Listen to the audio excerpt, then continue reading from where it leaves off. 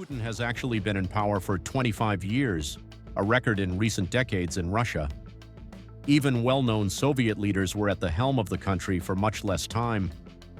During this time, a fairly strong authoritarian system has been established in Russia, and its strengthening has led to the fact that Russia today can easily be called a dictatorship. And in this issue, we will talk about how Putin became a dictator, what steps he took to do so, and why no one stopped him. To begin with, it is worth talking about Putin's rise to power itself, which is quite important in the context of further events. Putin's rise to power was not a natural phenomenon, as is the case in public politics. He was brought to power by former President Yeltsin and his entourage, who were already looking for a replacement for Yeltsin. The then president was ill and could no longer hold the presidency, and the Russian constitution prohibited anyone from serving more than 2 consecutive terms in office. In fact, immediately after the 1996 elections, they began discussing the search for Yeltsin's successor. The oligarchs of the time feared that some unfriendly candidate might replace Yeltsin. Therefore, in order to keep power in their hands, they decided to nominate their own. The selection of candidates was quite active. In 1998, Yeltsin replaced prime minister after prime minister, and then Putin found himself in the position of prime minister and became a compromise figure for further promotion and becoming president. Yeltsin's family agreed that Putin was a suitable candidate who could appeal to the people. At the same time, they believed he had no political ambitions and thought he would be easy to govern. At the end of 1999, Yeltsin resigned, and Putin became acting president, and he began to gain popularity. His popularity was raised even during his premiership, which was especially easy to do against the backdrop of the new war in Chechnya. Putin took a tough, consistent stance, and the bombings in Russia boosted his ratings. Against the backdrop of a sick Yeltsin, young Putin really looked advantageous. All the oligarchs of the time, as well as their media empires, supported him, of course, and made Putin a leader within 6 months.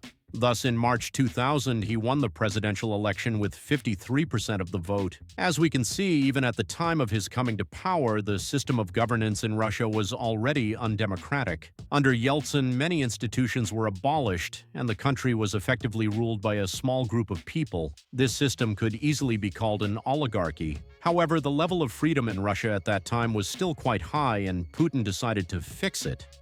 Many people think that the first years of Putin's rule were quite liberal, but in fact, from his first year in office, he began to usurp power, and every year the level of freedom in Russia has been decreasing. Almost immediately after he came to power, Putin began to crack down on independent media, particularly on NTV, which regularly criticized the authorities and ridiculed the government's shortcomings.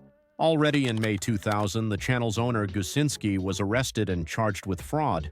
He was soon released, but on the condition that he hand over the channel to the state. This is what happened. The channel was transferred to Gazprom, and Gusinski fled Russia. This scandal caused serious indignation in the journalistic community, and some journalists left NTV in protest. However, in general, society was not interested in the conflict. But as we can see, in the first months after the election, Putin rushed to fight the opposition channels. Chechen terrorism at the time was also used by Putin to centralize power and tighten laws. In the 2000s, the powers of the security services were expanded, and massive human rights violations and massacres of the local population took place in Chechnya.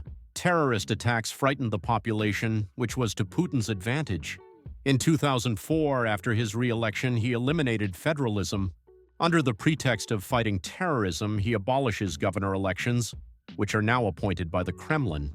Direct elections will return only in 2012, and then only formally. No one can be elected without the Kremlin's decision. Russia is actually becoming a unitary and centralized state. A separate story is the struggle against the oligarchs, whom the Kremlin is either destroying or subduing. As mentioned above, the oligarchs played a central role in the governance of Russia under Yeltsin, and it was they who brought Putin to power. However, they are not able to control Putin, and the state's power system is beginning to grind down the oligarchs themselves. The story of Khodorkovsky and the Yukos company was indicative. At the time of 2003, it was the largest oil company in the country, and its owner, Khodorkovsky, was one of the largest oligarchs. In 2003, Khodorkovsky was charged with fraud and tax evasion, and in 2005 he was jailed for 10 years. A little later, his sentence was extended in another case. However, in 2013 he was pardoned and left Russia. Some people considered the case to be politically motivated, which it was. However, the oligarchs themselves did not have massive support in society and were perceived negatively. So many considered it even a positive signal. Indeed, the issue of privatization has always raised many questions in terms of fairness and the legitimacy of what was happening. The Khodorkovsky case was the final point of subjugation for the Russian oligarchy. By that time, some of the oligarchs had already left Russia, such as the aforementioned Gusinsky and the most important oligarch of Yeltsin's time, Berezovsky. Some were subjugated by the Kremlin and became part of the new system, like Friedman and Deripaska. Others suffered the same fate as Khodorkovsky. The creation of United Russia and its massive falsification occurred during Putin's first 2 terms. Thus, the party was created as a single platform to support Putin's power. Subsequently, it monopolizes power by resorting to various legal and illegal methods, using administrative resources, manipulating the electoral system, and participating in direct election fraud. In 2007, they gained a monopoly in the parliament, gaining 64% of the vote, which gave the party the exclusive right to pass any laws. Given Putin's presidency, this gave them virtually unlimited power, and Russia moved into a stage of outright authoritarianism. In 2008, Putin's well-known swap with Medvedev took place, and there was an impression of a thaw. And as we already know, this feeling turned out to be false. Medvedev's nomination was due to the fact that Putin could no longer run for office under the constitution, so it was decided to nominate his protege, who was completely under his control. Other important changes during Medvedev's term included an increase in the presidential term from 4 to 6 years, as well as significant pressure on the independent media and parties. At the same time, the period of Medvedev's rule saw the most massive protests in Russia during Putin's entire rule in 2011 to 2012. They were related to massive fraud in the State Duma elections, but in the end, they were suppressed. The authorities made a number of concessions on paper, but nothing has changed systemically. Elections in Russia continue to be purely nominal, and the results are rigged in favor of convenient candidates. The real opposition is simply not allowed to participate in the elections. Moreover, in 2012, Putin returned to the presidency, and all hopes for the liberalization of Russia were dashed. The return was made possible by a legal loophole about 2 presidential terms. The law read consecutive, so Putin's return to the presidency was considered his first term again. Putin's next term was marked by a crackdown on protest activity. The experience of the Arab countries and then Ukraine scared Putin to death, and all further actions were aimed at preventing the so-called Maidan, which became the common name for any protest for the Russian authorities. Back in 2013, the prosecution of Navalny began, and he was given a suspended sentence, although his brother was imprisoned. There is also greater control over the internet, with Roskomnadzor becoming more active and blocking unwanted websites. There is virtually no free media in Russia. Putin subordinates almost all publications and resources to himself. Nemtsov is murdered in 2015. The Yarovaya law is introduced, which allows for the actual surveillance of internet users. Any rallies are dispersed. The annexation of Crimea saves the situation for Putin in terms of his ratings. It raises his ratings to unprecedented heights. Even the opposition expresses support, and the problems of his rule fade into the background. This effect will continue until the 2018 elections. Putin's next term actually marked Russia's transition from a firm authoritarian rule to a full dictatorship. Up to that point, the space for freedoms had already been quite narrow, but his government decided to completely eliminate and actively fight the non-systemic opposition, which by then was no longer systemic.